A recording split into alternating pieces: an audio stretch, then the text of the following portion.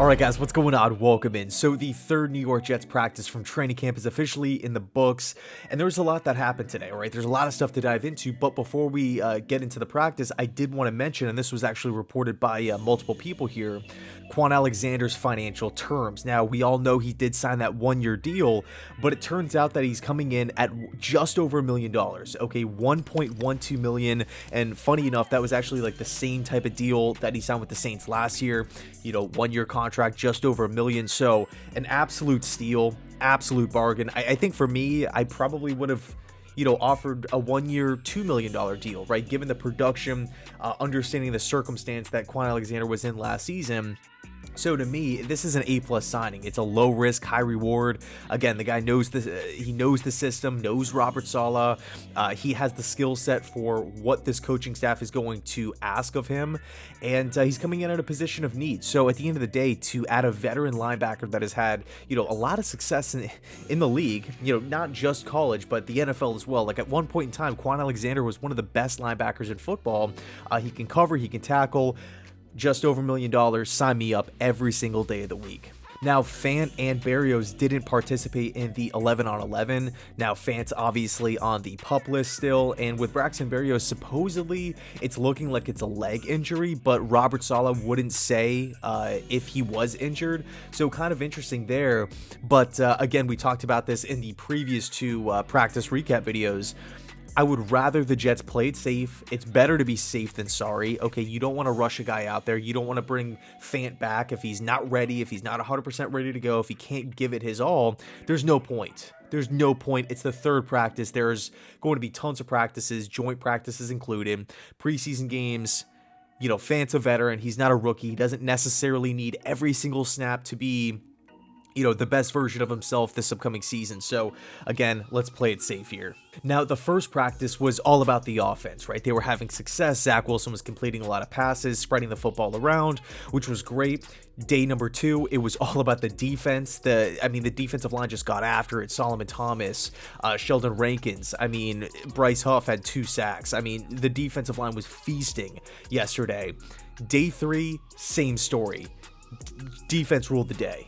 On Zach Wilson's first passing attempt, which was the second play of practice, it was picked off by Bryce Hall, and I want to talk about the cornerback depth in just a second, but in the second series, Zach Wilson gets sacked by Quintin Williams, he gets sacked again by Quincy Williams, and on one of those plays, supposedly 3 other Jets could have had the sack there.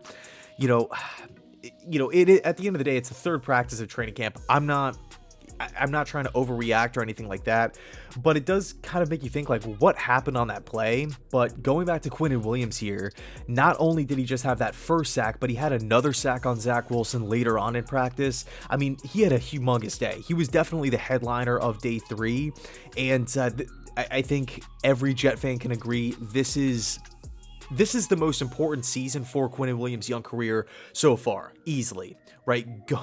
He's going to be an unrestricted free agent in 2024. Okay, you take a look at his numbers last season in 2021, 15 games, 53 tackles, 6 sacks, 7 tackles for loss, 12 quarterback hits. Solid numbers, good numbers, right? But I think I think a lot of Jets fans want a little bit more, especially considering how much guys are getting paid. If Quintin Williams is asking for, in the upper teens, right, 16, 17, 18, 19 million dollars, $20 million a season, I think those numbers have got to come up. All of them. 6 sacks is a really solid number for an interior rusher, especially with all of the rotation that the Jets will be doing on the defensive line rather.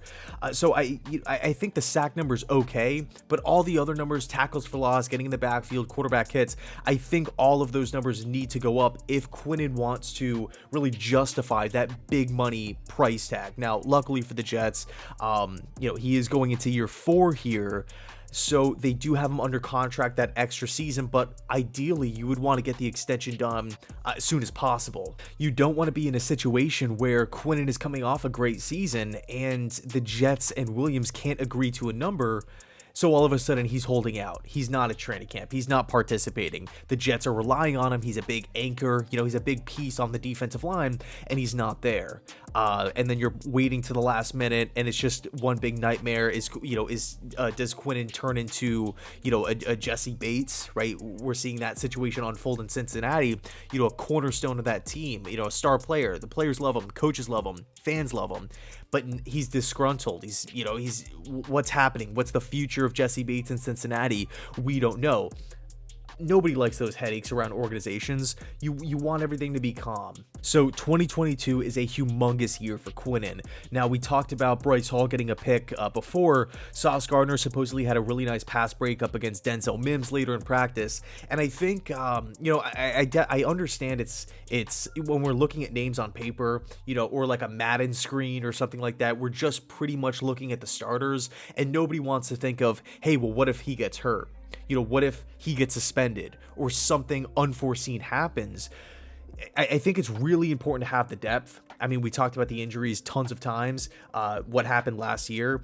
To have a guy in Bryce Hall, a young, big, strong corner with room to grow that already has a year under his belt, a year under his belt in this style of system, I think it's really, really important. Personally, I'm not looking to trade Bryce Hall. Right now, I'm looking at the cornerback position. We have four solid options that could be on the field at any given time in Sauce Gardner, DJ Reed, Michael Carter, and Bryce Hall. I feel good about all those guys. Especially DJ Reed. I think he's going to have a ton of production in this style of system. Now, it wasn't all bad for Zach Wilson. I know we're talking about the interception to Hall and, him getting sacked a ton, but he did complete some passes. He looked good, supposedly on third downs. Actually had a touchdown pass later in practice to Garrett Wilson, spreading the ball around to guys like Michael Carter, Corey Davis, Elijah Moore. So that's all good, but unfortunately, he did throw another interception to Jordan Whitehead.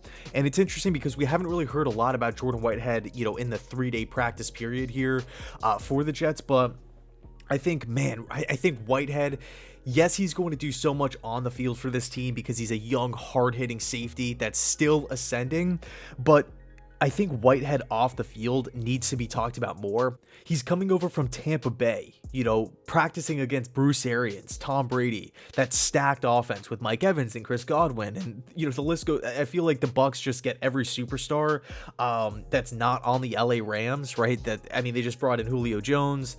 The Bucs are stacked. Right, they have the scheme, they have the coaching staff, they have the players, they have the quarterback. Not only, all of those different practice scenarios has Jordan Whitehead been in, but also think of the critical games, the playoff success, the Super Bowl championship. The Jets haven't really had that in years.